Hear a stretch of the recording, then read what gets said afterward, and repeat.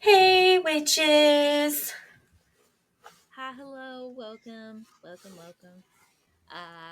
Today we are going to be doing a true crime episode of my choice. Um, Yay! okay, so Did you go down a I rabbit hole like decided I did? I don't know if I want to go down a rabbit hole on this one, to be honest.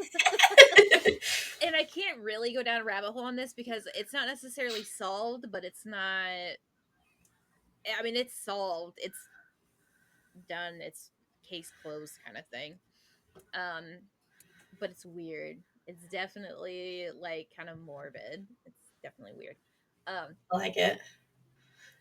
anyways, so this is the story of Anatoly Moskvin, also nicknamed as so lovingly nicknamed as Lord of the Mummies, or the uh what else is it? The doll man, basically. Oh, this sounds horrible. I don't like creepy Yeah. dolls. Um yeah. So, Or the dolls it's people. Oh, God. so they actually made a movie about him. Um, this happened in 2011, mind you, or he it didn't happen in 2011. It it just hey, this guy's been doing this for a while in Oh, 2011, so that's fine. Um, uh, the doll maker, I think, is what. Um, yeah, I think the doll maker is what it's made after. But anyway, so this is one of the most bizarre and kind of complicated case um known, because he didn't murder his victims. He didn't murder them, but he did dig up their graves. ew. So Anatoly, a little bit about him, his little background. So he grew up in the late 1970s as a 13-year-old in Soviet Russia. So he grew up in Novgorod, which is, I don't want to say how far away it is outside of Moscow, because like my version of how far away is different in another country based on how big their country is, and Moscow's very fucking big. Um, Also, whenever someone's like, "Oh yeah, we're gonna go to like the small little countryside," like when I was there, when we were there, and they're like, "Oh yeah, we're gonna go to like the little countryside. We're gonna go visit Pushkin's little summer home," and I was like, "All right, cool." 50 fucking minutes later, we're finally somewhere, and I was like, "Damn, like 50 minutes, honey, that's like it's a 20-minute drive. Like, what do you mean?" So, anyways, he grew up in Nizhny Novgorod, Russia, which is outside of Moscow, probably 45 minutes from the way everything else works there. Traffic sucks too. Um, so according to this article, it states that he was walking home from school as a child, when this a group of men actually were walking with an 11-year-old child in like a coffin, um, like kind of like a funeral procession, and they stopped him and they had him kiss her, and the mother of that dead child ended up uh, Gorky. That's like the name, ancient city of Gorky, basically. Um, he was like these men took him to her coffin, bent him down, and like forced him to kiss her. That's fucking Um, weird, bro. and and that's the thing. I don't know if that's true or not. That's what he has, like, implied. Um, uh, but then like the victim's mother um put a wedding ring on his finger and basically like bonded them in marriage. Um, but To that was the it. corpse. Yeah, but like didn't do anything else after that. I don't know if it was something like in the 70s where like the mom was like, I'll never see my child wed, and like this just kind of happened, or like what it was, or if he just made that whole thing up. I don't know. But basically, that's kind of what essentially started. Totally normal. Yeah. I don't see anything So wrong that's with it.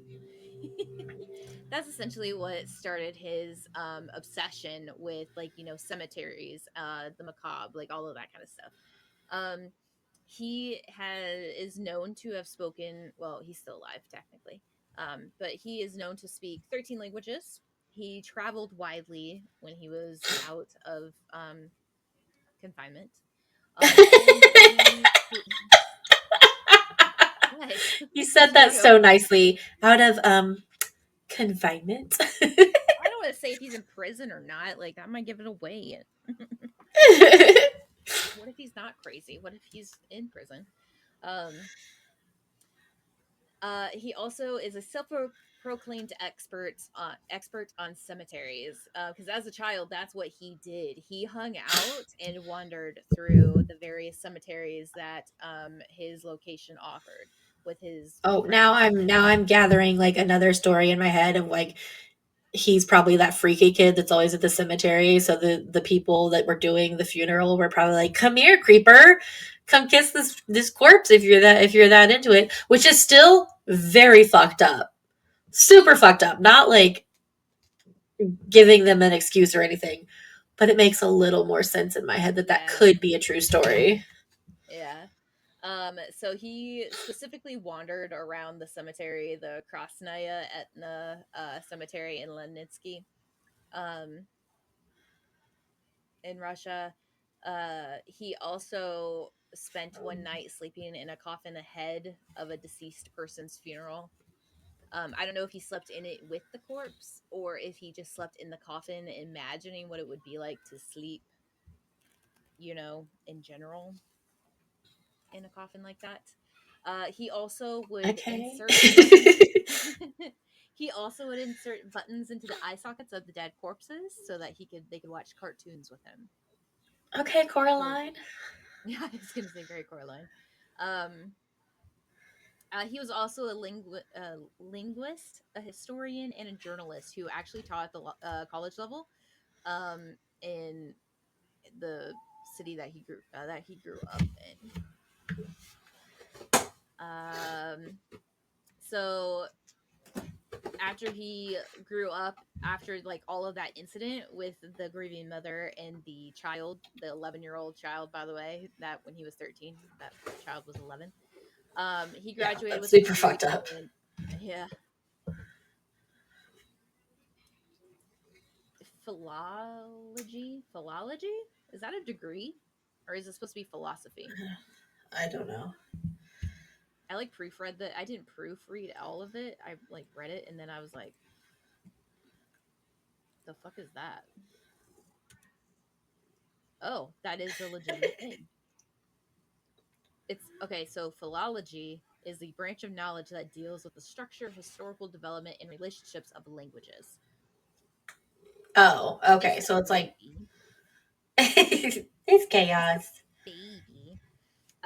So anyway, so he graduated with a degree in philology from Moscow State University. But that marriage, quote unquote, strange as it was, because it was really fucking weird. Um,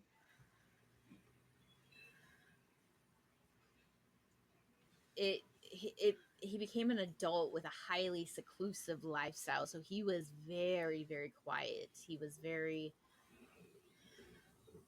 don't befriend me kind of recluse, basically.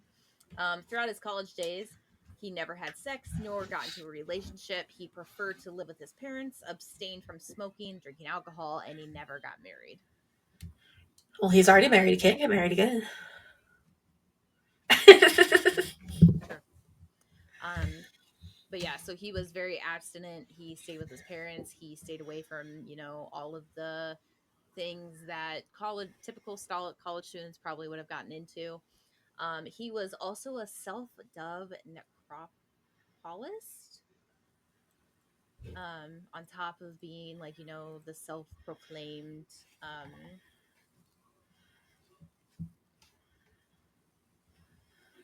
uh, like cemetery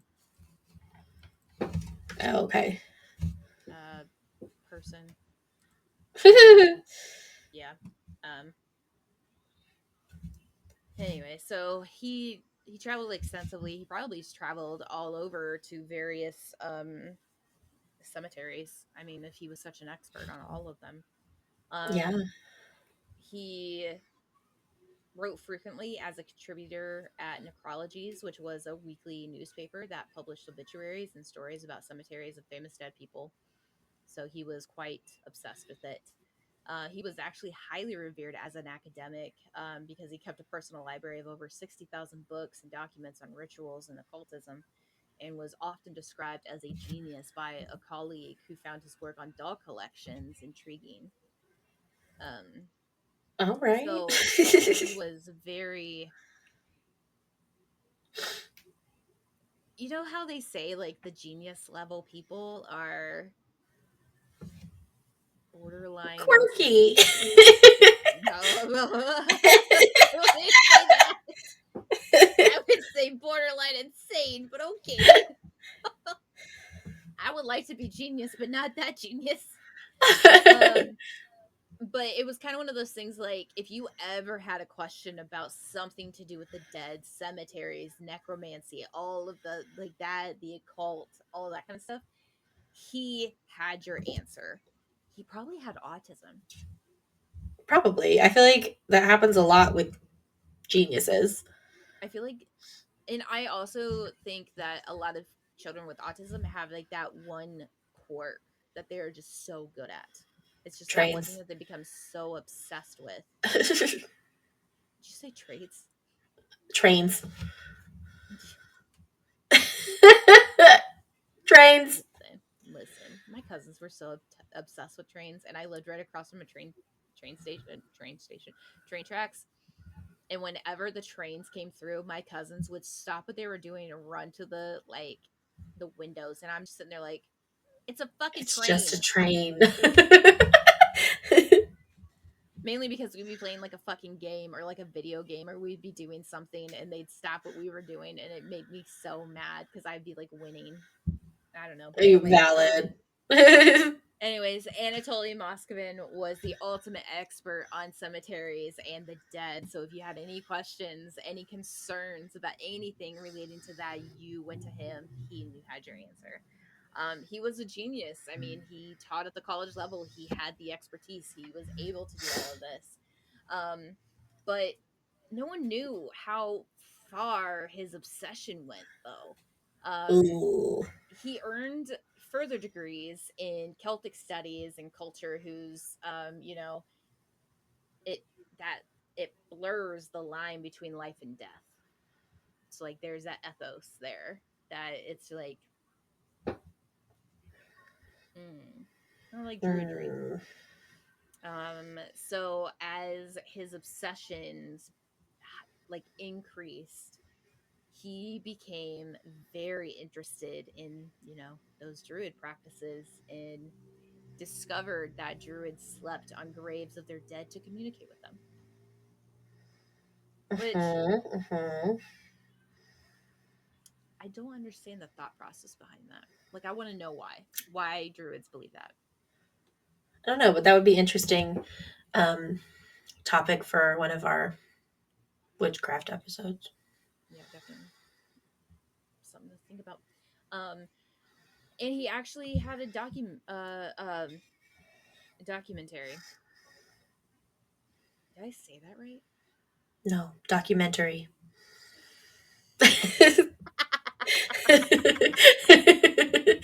Documentary. Did you see the realization on my face after I I said that? did. Like, I did. I was gonna let it go, but you called yourself out. I did. Listen, if you don't call yourself out on your mistakes, are you even like adulting? I don't know. Look, You're in definitely not mental you know healthing. when you Poor mental healthing. true. Listen, this this morning I was taking my medications and I was on the phone with Chloe and I was like, "Welcome to Emily's Apothecary, where the drugs come cheap and the mental health comes free." I was like, "How many drugs are you taking this morning?" Because she was taking her pills this morning too. Oh my Oh, gosh. dark humor, trauma dump. Um, Listen, sometimes dark humor is what it takes, okay? in today's day and age, what's that That's word just what again? it takes to I'm be gonna say it again. documentary. It's how I break it down. Like when I'm like looking at it, I'm like, that's how you say it. Like breaking down words. Yeah, What is it? What? documentary. That one. He had some of those great walks around cemeteries and what the dead said. It's posted on YouTube and it's translated from Russian. The Celtic studies scholar uh, Anatoly Moskvin found out that the native Siberian tribes actually slept on graves of their dead too. I think the druidry of the Siberian tribes and the Celtic nations are very, I don't want to say like they melted together at some point in time, but I feel like there's a merge of cultures between the Siberian tribes because of their I feel like druidry and the Siberian tribes are very similar to like Native American kind of, Mm, obviously okay. they're different, but Right, but it's similarities. So I feel like that's something um to consider with that. So from that moment, because he wanted to commune with the dead, he wanted to feel that moment, he wanted to, research more, he started sleeping on children's graves that what a he creep. liked. And he continued this habit for 20 years. Yeah, So this dude's got like heavy creep factor. yeah. So he claimed that this practice aided him in his gathering of information to determine if the dead were spirits or demons. And that this Sir. experiment later proved that they were in fact spirits and not demons. Um, Mm-hmm. he Sir. the thing about it is that these spots were not always comfortable to sleep on. So Mm-hmm. he got a new habit of finding some place more comfortable to sleep on the dead. So that's where moving the bodies started. Mm-hmm. And even more so, like with the autism idea, I could totally see the logic that they would take to get there. They'd be like, well, I can't. It's uncomfortable to do it here, so I'm just going to move them and do it here. Like it's not weird. Right? Like I can follow the logic that a person, not all people with autism, obviously, but like Somebody with some of the autism, the logic people that makes I've sense. worked with, I could see the logic path that they would follow to get there. Yeah. Yeah. So, but yeah, so that, yeah. Yeah. So the spirits only appeared in so the spirits only appeared in warm weather too, because you can't really sleep on the cold grave. So he figured out a way to dry them slowly. Hence the extensive travels across Russia, where he learned mummification methods. Mm-hmm. uh, it showed me a giant picture of one of the corpses that he mummified, and I wasn't ready for Mm-mm. that Mm-mm. because it's really weird because it has like an outfit that I probably wore as a child on. Oh God. So it's just like kind of like You So don't heads up if realize you how Google this. you don't realize how creepy and close to home this is until you see a picture of something that you could be wearing, and then you're like, Right. that could have been me. Like, I'm not saying he's like terrible because he like murdered these children to do this. Like, he technically didn't kill them, but he didn't let them fucking rest either. But Yeah, but he's still, still like, creepy. oh my god, yeah, it's yeah. Anyways, um, it's just so weird. Anyways, so he always wanted a daughter, and I think that's why he became kind of that, like, obsessed with that female, like the female graves, um, because he wanted to pass on this knowledge to the next person, um, and because he was obsessed with this, idea and having a daughter, he tried to adopt, Mm. and Russia has a lot. Okay, I don't know about anymore. I knew there was at least one or two when I was there in 2016. But he tried to adopt, but he was denied. So he got upset. So I think that also kind of increased his obsession more, more so than it did before. So because of this, he continued to roam cemetery to cemetery, as he took very detailed notes of all of the cemeteries that he, visited. And then he consistently declared that he knew all of the cemeteries better than anyone else. Like, he doesn't think anyone in the city knows them better. He claims to have visited 752 cemeteries in Nizhny Novgorod alone from 2005 to 2007, where he could sleep on hay bales and drink rainwater. Um, when he began experimenting the contact of sleeping on their graves and trying to make, you know, the spiritual connection, he admitted to digging up their graves systematically. But eventually he just dug up their graves as whenever, whether there was contact or not. So the only time he ever felt like there was a contact or a connection between himself and the corpse or the victim or whatever in the grave, that's when he was actually digging them up. But then as time went on, he was just like, I'm just going to do it regardless. I don't care. So if he liked the girls that he got, he would dry them out and he took them home.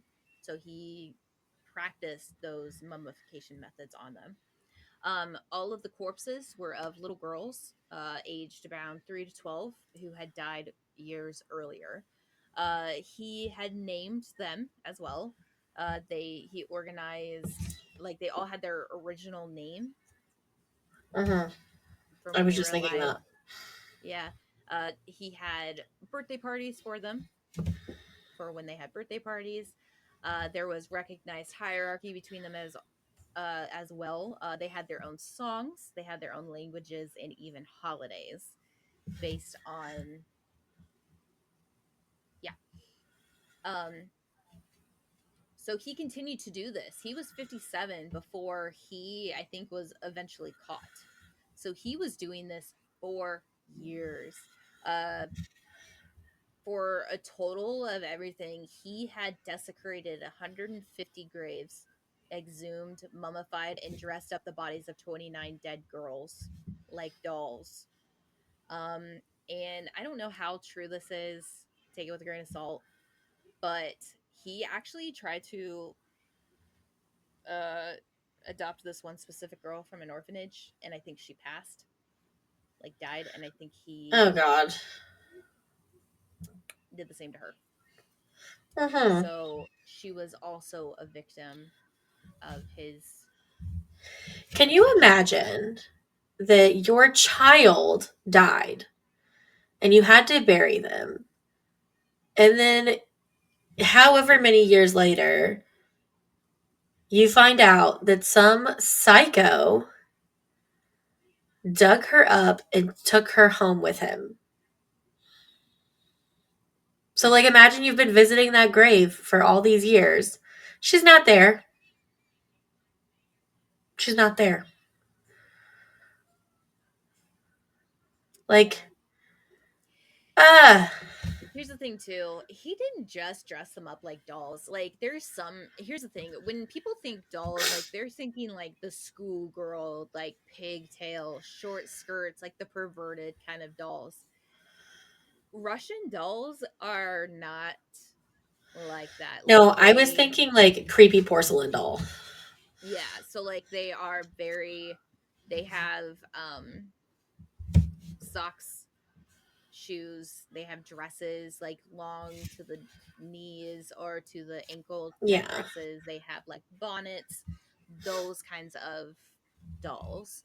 Um but one of them was actually dressed up like a teddy bear, face down. Oh. Do you want to see the picture? No, absolutely fucking not. Nope. Okay, try again.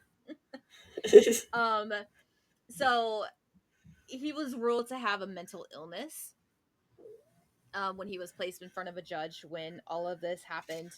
Um, You think? he right, and because he was ruled to have a mental illness, he actually could not stand to have the trial. So he was Oh, unfit mentally to have to stand trial. a major trial. Um, yeah. So I mean, but here's the thing. He claimed he was lonely, quote unquote lonely, especially as his parents, whom he lived with, traveled regularly. So his parents weren't there. He was upset. He was lonely. He would, you know, go find. Dig up little girls and have tea parties. Yeah. Totally Um. normal reaction to being lonely. Yeah. So any of the mummified corpses that he really, really liked, he planned to keep them and move them around as needed whenever he wanted. Any other ones that he didn't really care for or didn't really like or but still wanted to keep, they were going to stay in the garage. They were going to stay out of Rude. sight, but yeah, but he was going to still keep them. If any of the children really disappointed him and made him very upset, he would return them back to their graves. So, yeah. He went on to explain though that he never mutilated, vandalized, or treated the corpse in any contempt, any wrongdoing. He said that he couldn't even swear in front of them because you can't swear in front of children, especially little girls. So it's it's weird. It's like, It's giving heavy autism. yeah, Or not it's necessarily autism, but some type of cognitive delay. but he taught at a college level. He That was does not he matter. I yeah, I know. I mean, the obsessions you have. I mean, if you are lucky enough to go onto your obsessions. I mean, he spoke 13 fucking languages. Right. You could pick that shit up real fast. Um but anyways, he was really wanting to become a parent, and he was gearing up to become that parent. He really wanted to adopt, he really wanted to become that father, and so he treated the corpses in a caring manner as he would living children. He cared for them as a father figure. He sang children's songs for them, he offered them food, he even drilled holes through their eye sockets, fitting them with buttons just so that they could watch TV together. um, Mm-mm. but in 2009 the locals observed that the graves of their loved ones had been desecrated, sometimes completely dug up with the bodies missing. And people started freaking out and getting upset and wanting to leave. Understandably. Yeah. So then the Russian Interior Ministry spokesperson told CNN that their leading theory was of suspected extremist organizations, which, of course, Russia always go into that. Oh my We're under gosh. attack by extremists. So, for nearly 2 years, while he continued to dig up children or girls and treat them as dolls and dress them as such, he never was caught. The investigations were like they failed to give any tangible results until 2011 when he was actually arrested at his apartment. So a search by the police uncovered life-sized figures resembling antique dolls sat on chairs throughout the apartment. The investigators were led to believe that Moskvin had stolen the clothes from the desecrated graves and also found photographs and plaques from gravestones, doll making manuals, as well as maps of local cemeteries. Um, I have a video. I wasn't ready for that. A video made by Anatoly Moskvin was also found as evidence and showed a corridor clustered with wedding dresses and brightly colored fabrics as the camera zoomed in on the faces of the girls. In the video, a voiceover says these dolls are made of mummified human remains. The Russian historian um, Anatoly Moskvin was charged with the desecration of graves and dead bodies under Russia's Article 244, a charge that carried up to 5 years in prison. The police ruled out sexual motivation behind his gruesome crimes because he loathed sex and thought it was disgusting. Autism.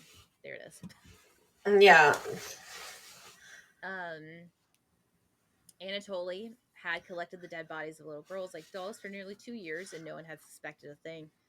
Not even his parents, who he'd lived with. Yeah. His Interesting. mother, who is now 86 years old, said, "We saw those dolls, but we did not suspect they were dead bodies inside. We thought it was his hobby to make such big dolls and did not see anything wrong with it." Which the thing about Russia, not that like I'm saying this is fine, but when I was there, they there was a lot of things there that not necessarily were creepy to me or whatever, but like there was like a lot of doll like things there. Well, and just thinking about it, like if he was mentally off in some way or did have autism or something like that, they're going to be used to him being quirky. So him making big dolls probably isn't too that's probably not one of the weirdest things I've ever seen, honestly. So No. that makes sense to me that they would be like, yeah, he just liked big dolls. I mean, Well, what? and he was like 57 when all of this happened. So, Right. as a 57-year-old, yeah.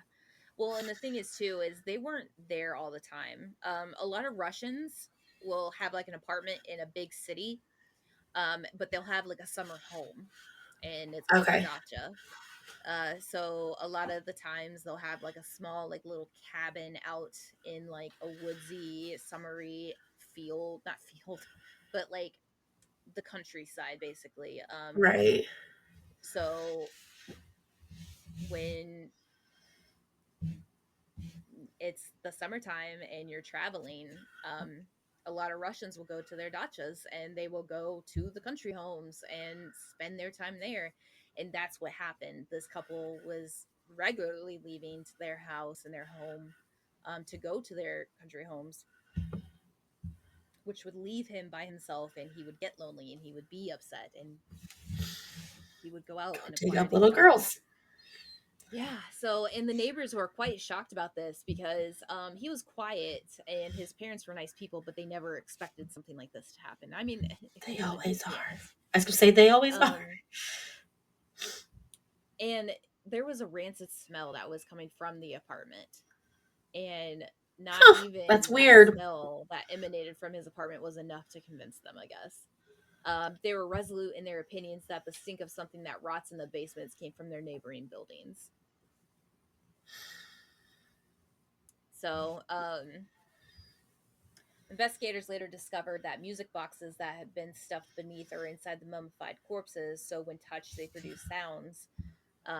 One of the corpses had a gravestone with her name inscribed on it. Another had a hospital tag specifying the cause of death and the date the girl died. And a third corpse had a dried human heart still stuffed inside it. Ew. Um, yeah. So when quizzed on what he thought of Moskvin's writings, the editor of Necrologies, Alexei Yesin, said that many of his articles enlighten his sensual interest in deceased young women, which I took for romantic and somewhat childish fantasies, the talented writer emphasized. Alexei Yesin also added that he never would have thought that Moskvin's fantasies would include the actual mummification of dead corpses. This is also a different country in a different era with Yeah. different things. So like I was like, ew, sir, he's giving them sensual interest in young women. What the fuck? Right. But then I That's was like, never mind. Yeah. yeah. So he did not go to prison. He ended up going to a hospital.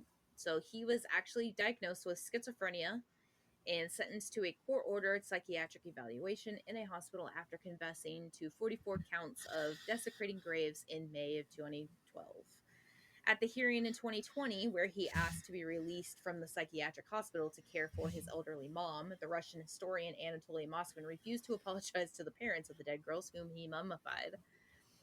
Um, these girls are girls. There are no parents in my view. I don't know any of them, he said in the court. Besides, they buried their daughters, and this is where I believe their rights over them finished. So, no, I would not apologize. His hearing was later dismissed Okay. and he returned to the psychiatric ward. At an initial court hearing or ruling, Anatoly Moskvin had accused the parents of abandoning their daughters. You abandoned your girls in the cold, and I brought them home and warmed them up. He also sent a warning to the parents not to rebury their daughters, as he will seek them out and dig them up again. So it appears that Anatoly Moskvin had won over some fans as an online petition for a free Anatoly Moskvin was organized by a Gretchen Tender online. The petition addressed to the U.S. president at the time, Donald Trump, read in part, Anatoly Moskvin is being unjustly imprisoned in a psychiatric ward for showing a great deal of tender loving care to dead children. Please help free him from this injustice. President Trump. But But he's he in Russia, right? Oh well, I guess that makes sense that he would they would contact Trump then. yeah. Just saying. um Oh my gosh.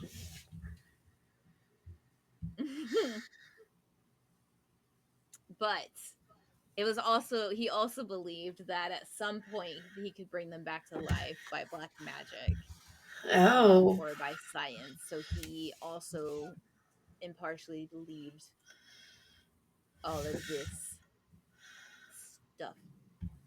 Okay. Will must be home. But yeah, so All right. he was aware that he was committing a crime, but he felt that they were calling out to him to help him, not help him, but for him to help them seek shelter and be safe Okay. and do all of that. So yeah. All right. Whew, That was actually a really good one. thanks. I was like, oh, this is so good. But yeah, they also made a movie. Let's see. I believe Anatoly Moskvin. Oh, I guess it's a short. Never mind, it's a short. Oh. But I don't know. I haven't checked to see if it's on YouTube where you can like watch his show, but or his like little YouTube video, but Documentary. documentary, documentaries. But there are like pictures of the girls that you can see on there. There are videos of the girls that you can see. It's very Thank you. weird. It's very like insane because you're sitting there like I could wear that. Like as a child, as like a 7-year-old child, I probably could have worn that. Thank you. I'm It's good. like eerie to think about, but yeah. Anyways, that's Anatoly Moskvin, the doll maker. So That was really until next interesting. time. Bye.